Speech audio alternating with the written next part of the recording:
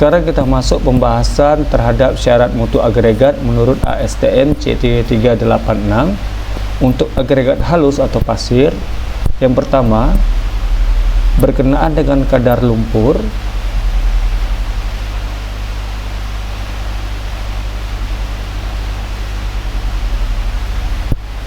Jadi kadar lumpur untuk ASTM C386 itu maksimalnya berat maksimal itu untuk beton yang mengalami abrasi. Beton yang mengalami abrasi itu adalah 3, sedangkan untuk jenis beton lainnya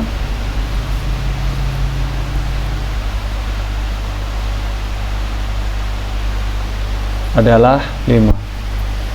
Lalu untuk yang kedua, berkenaan dengan kadar gumpalan tanah liat.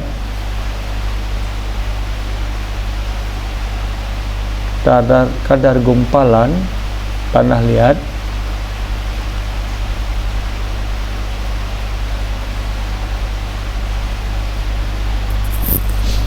dan partikel yang mudah direpihkan itu maksimalnya 3%. Lalu yang ketiga, berkenaan dengan kandungan arang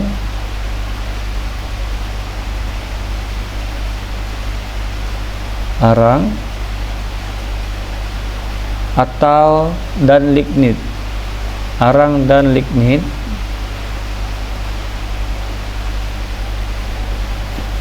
itu bila tampak permukaan beton yang dipandang penting, kandungan maksimumnya itu 0,5%.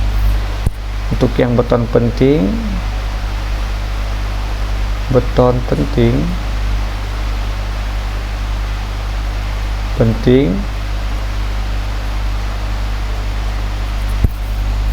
kandungan maksimumnya adalah 0,5%.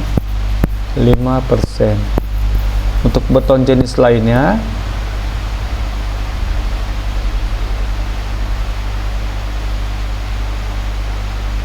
itu senilai 1,0%. Lalu yang keempat, berkenaan dengan agregat halus bebas dari pengotoran zat organik yang merugikan beton, yang bila diuji dengan larutan natrium sulfat dan dibandingkan dengan warna standar tidak lebih tua dari warna standar. Jadi uji natrium sulfat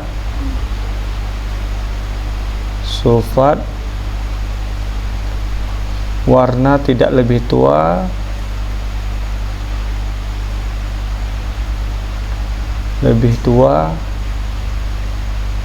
dari warna standar.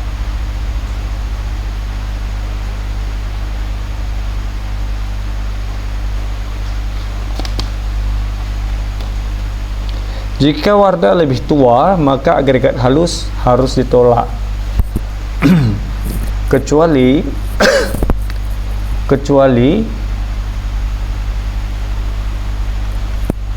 itu yang satu warna tuanya disebabkan oleh sedikit arang lignit atau yang sejenisnya. Ada kandungan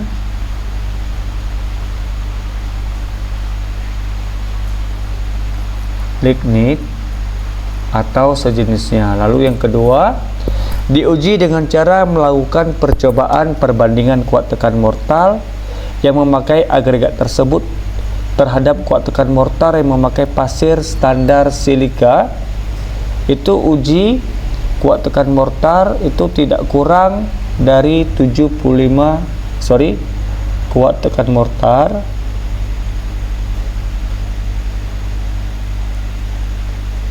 itu tidak kurang dari 95%. Lalu yang kelima, agregat halus yang akan dipergunakan untuk membuat beton yang akan mengalami basah dan lembab terus-menerus atau yang berhubungan dengan tanah basah tidak boleh mengandung bahan yang bersifat reaktif terhadap alkali dalam semen. berarti tidak mengandung bahan yang bersifat reaktif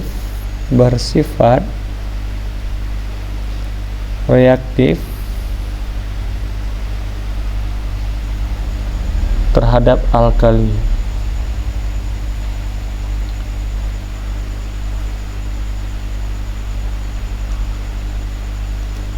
Dalam semen.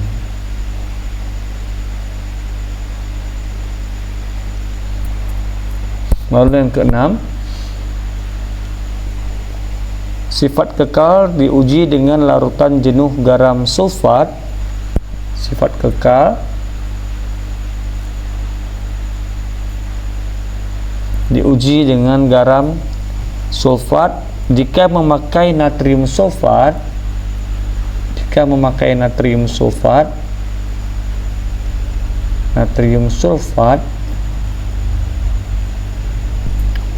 Bagian yang hancur adalah maksimum 10%. Sedangkan bila memakai magnesium sulfat,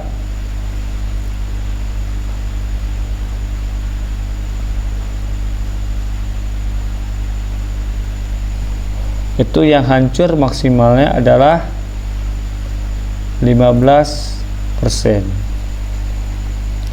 Lalu untuk yang ketujuh berkenaan dengan susunan besar butir atau gradasi.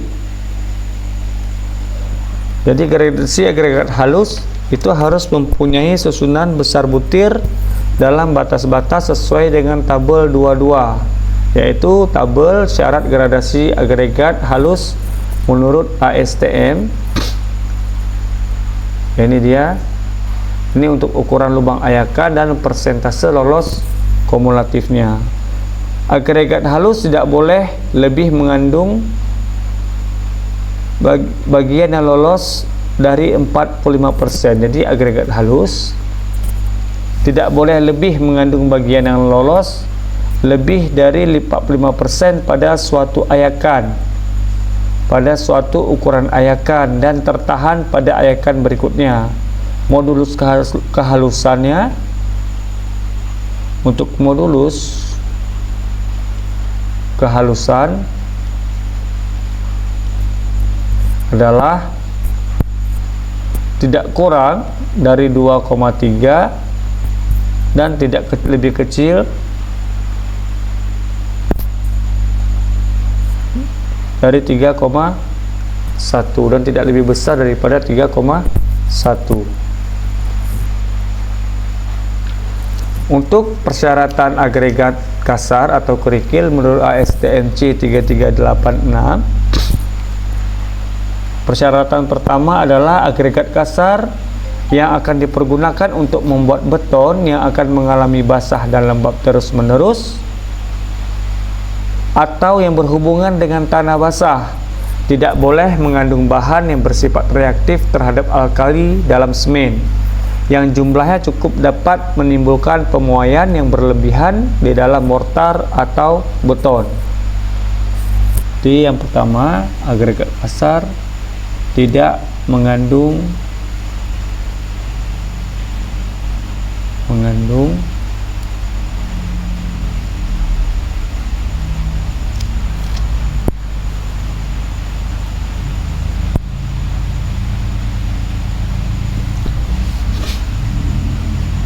zat yang bersifat reaktif terhadap alkali dalam semen.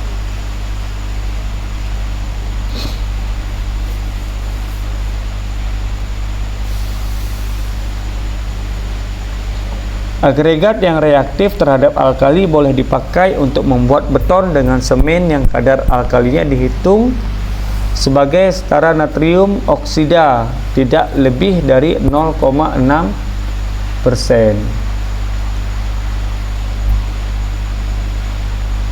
atau dengan penambahan yang dapat mencegah terjadinya pemuaian yang membahayakan akibat reaksi alkali agregat tersebut.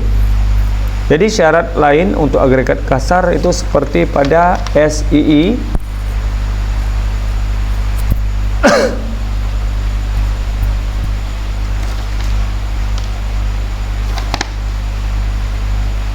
tahun 1737-1989 F.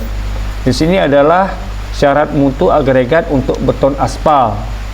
Jadi ada pengujian abrasi, impact crushing, berat esi padat, berat jenis, SSD, aparen, penyerapan, sand equivalent, kelekatan sampai gumpalan lempung. Ini adalah batas-batas persyaratan yang distandarkan oleh SNI 1737989F. Sekarang kita masuk pada pembahasan pengujian sifat-sifat agregat, yang dimana cara-cara memeriksa sifat-sifat pasir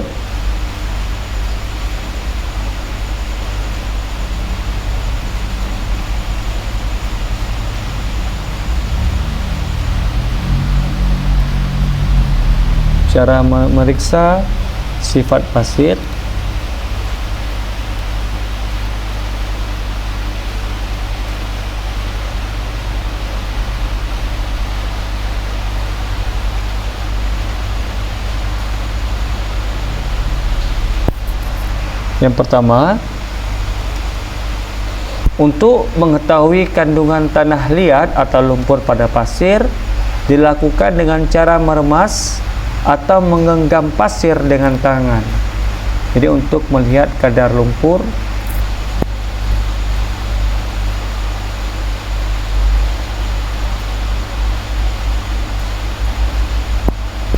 atau tanah liat.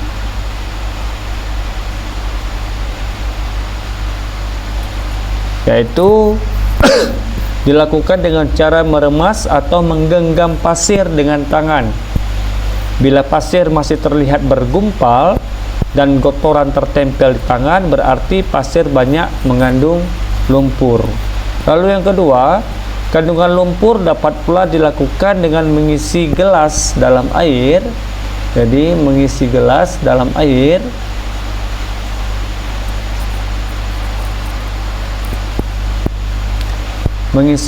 dengan air. Yang tadi adalah meremas tanah,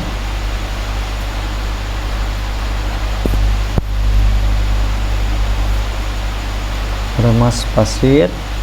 Lalu yang kedua adalah mengisi gelas dengan air yang kemudian dimasukkan sedikit pasir ke dalam gelas. Setelah diaduk dan didiamkan beberapa saat, maka bila pasir mengandung lumpur, lumpur akan terlihat mengendap di atasnya. Lalu yang ketiga, pemeriksaan kandungan zat organik. Zat organik dilakukan dengan cara memasukkan pasir ke dalam natrium hidroksida. Natrium hidroksida atau NaOH 3%. Setelah diaduk dan didiamkan selama 24 jam, warnanya dibandingkan dengan warna pembanding. Lalu yang keempat, sifat kekal, yaitu dengan cara larutan jenuh garam natrium sulfat atau dengan magnesium sulfat. Oke, natrium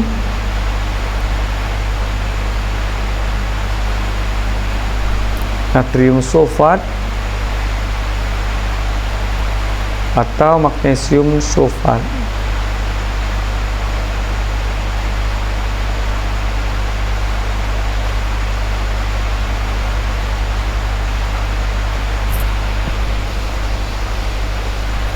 Sedangkan untuk memeriksa agregat kasar atau kerikil alam dan batu pecah dilakukan sama seperti pengujian pada pasir, lalu ditambah dengan pemeriksaan kekerasan dan ketahanan aus.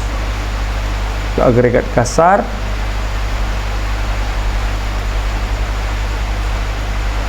Untuk step yang di atas itu dilakukan, tapi ditambah dengan pengujian pemeriksaan kekerasan dan ketahanan aus.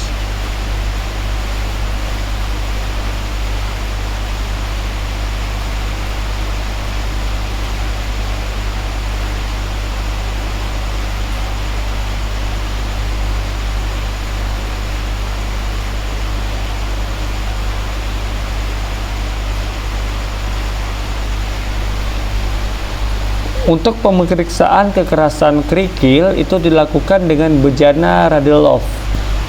Untuk pemeriksaan kekerasan kerikil itu menggunakan bejana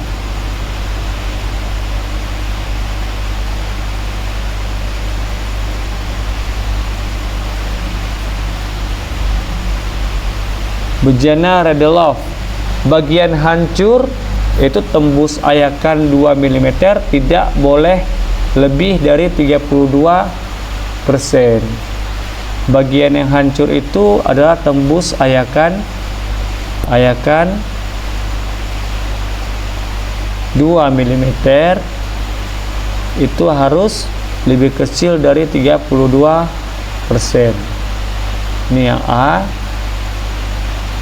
Lalu yang B, pemeriksaan ketahanan aus dilakukan dengan mesin uji aus Los Angeles, yang dimana bagian yang hancur tidak boleh lebih dari 50%. Untuk ketahanan aus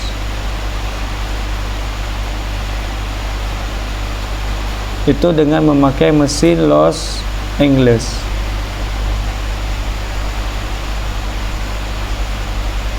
Yang dimana bagian hancur itu tidak boleh lebih dari 50%. Lalu yang ketiga, berkenaan dengan pemeriksaan berat jenis dan daya serap air agregat kasar. Berat jenis dan daya serap air.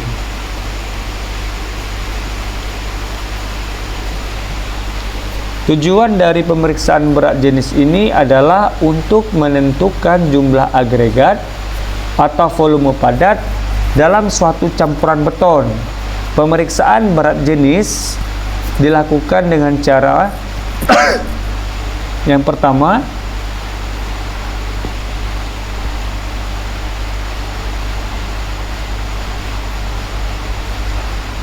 cara pemeriksaan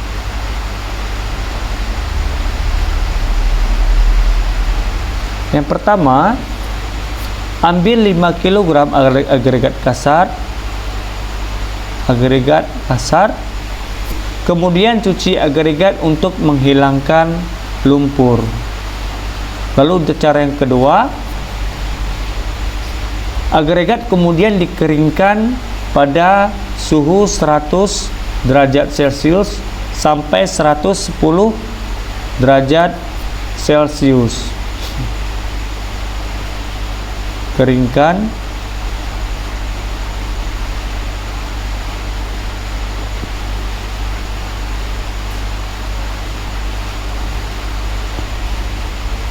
sampai mencapai berat tetap, kemudian didinginkan pada suhu kamar selama 1 sampai 3 jam dan ditimbang. Dinginkan lalu ditimbang. Ini hasil timbangan kita buat, dia mendapatkan nilai A. Lalu yang ketiga, setelah dingin, contoh tadi direndam dalam air selama 24 jam.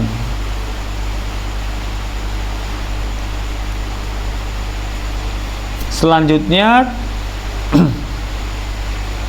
contoh dikeluarkan dari bahan air rendaman, kemudian dilap dengan kain sampai semua air yang melekat pada permukaan agregat tidak tampak lagi. Lap dengan kain. Usahakan agar tidak terjadi penguapan melalui pori-pori agregat atau dalam kondisi SSD.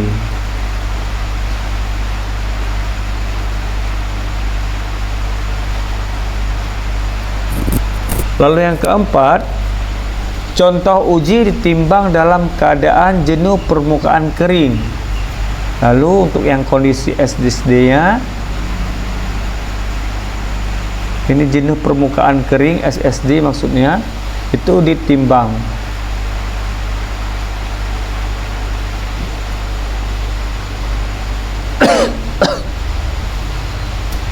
Ini berarti kita hasilnya dapat nilai B. Untuk informasi, SSD itu sendiri adalah saturate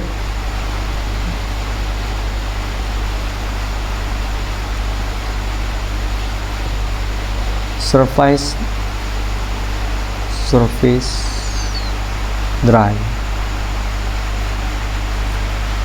SSD. Kemudian contoh ditimbang dalam air sambil diusahakan tidak ada udara yang tersekap di dalamnya. Lalu yang cara kelima, ditimbang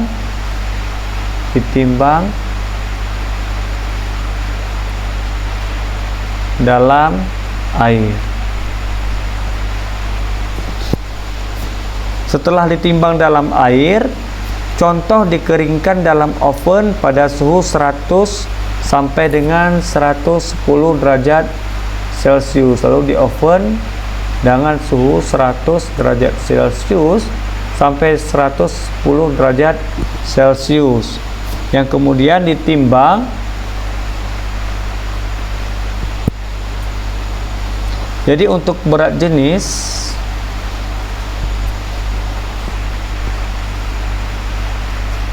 book itu adalah A bagi dengan B kurang C. Tadi yang kemudian ditimbang ini dia nilai C. Untuk yang berat jenis SSD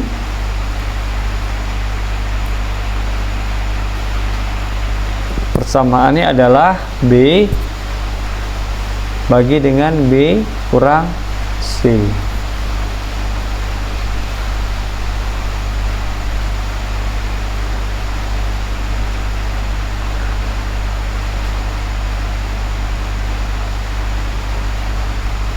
Ya, ini persamaannya. Untuk A sendiri adalah hasil timbangan pengeringan agregat yang di awal, lalu B adalah hasil perendaman agregat yang telah dilap dengan kain, sedangkan yang C adalah hasil penimbangan dengan air, di dalam air maksud saya. Lalu ada juga persamaan berat jenis semu.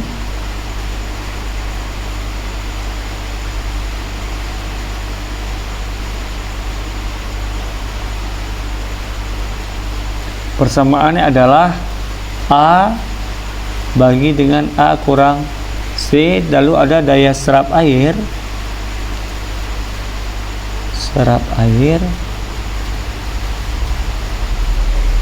dengan persamaan B kurang A dibagi dengan A dikali dengan 100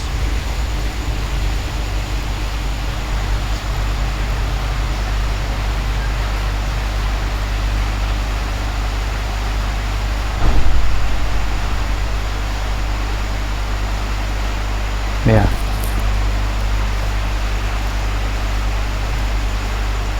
Kalau boleh dibuat keterangannya, keterangan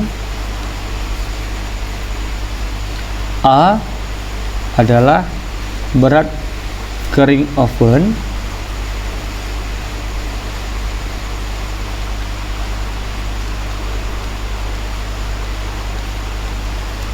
lalu B adalah berat dalam kondisi SSD.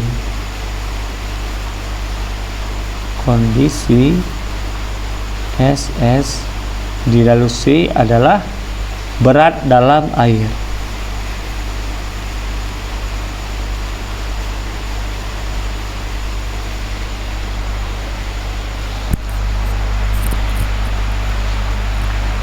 Baik, mungkin sekian video pembelajaran kita hari ini. Kita akan sambung lagi pembahasan berkenaan dengan agregat lanjutan di video yang selanjutnya. Untuk link video bisa dilihat di deskripsi. Akhir kata, saya mohon maaf apabila ada salah-salah kata. Saya akhiri, terima kasih. Assalamualaikum warahmatullahi wabarakatuh.